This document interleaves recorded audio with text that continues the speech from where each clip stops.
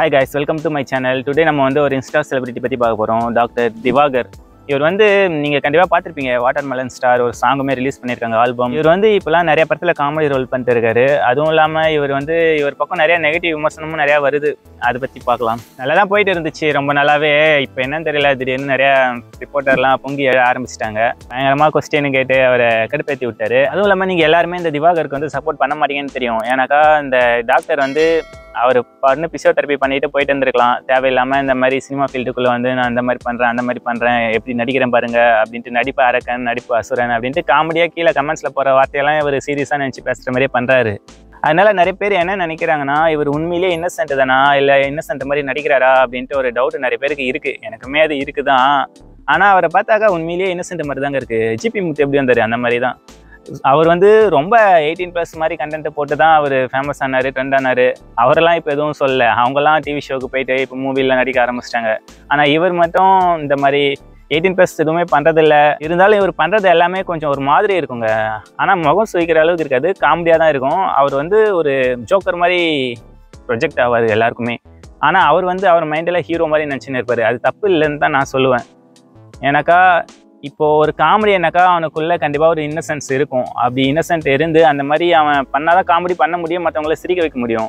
நல்லா ஒரு பெரிய அறிவாளி எல்லாமே தெரிஞ்சவன் அந்த மாதிரி இருந்துக்குன்னு சிரித்து காமெடியெலாம் பண்ண முடியாது தன்னை வற்புறுத்தி. அதனால இவர் காமெடியனா போக கரெக்டாக தான் இருக்குது.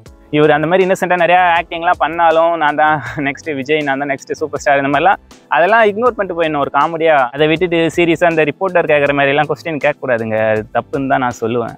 நீங்கள் இந்த மாதிரிலாம் கேள்வி கேட்குறீங்களே, உங்களை நான் வீடியோவில் எடுத்து போடுறேன் ஐடியில் பப்ளிக்கு அப்படின்ட்டு எடுத்து போட்டாக்கா பாவி மனுஷனுங்க எல்லாரும் ரிப்போர்ட்டருக்கு சப்போர்ட் பண்ணுறானுங்க.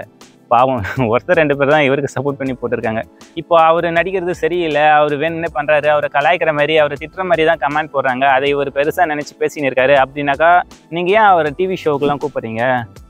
டிவி ஷோக்கு அப்புறம் மூவியில் நடிக்கிறதுக்குலாம் எது கூப்பிட்றீங்க? இப்போ கூட விஜய் சேதுபதி படம் ஏஸ்ன்னு ஒன்று வந்துச்சுல்ல, அதில் கூட ஒரு காமெடி ரோல் பண்ணியிருப்பார். இவர் கொஞ்சம் முக்கியமான ரோல் மாதிரி தான் இருக்கும். ஆனால் பேர் மட்டும் சொல்லின்னு இருப்பாங்க, கடைசியில் ஆளை காட்டுவாங்க. அதுவுமே ஒரு நல்ல கேரக்டர் தான். எதுக்கு அந்த மாதிரிலாம் யூஸ் பண்ணுறீங்க?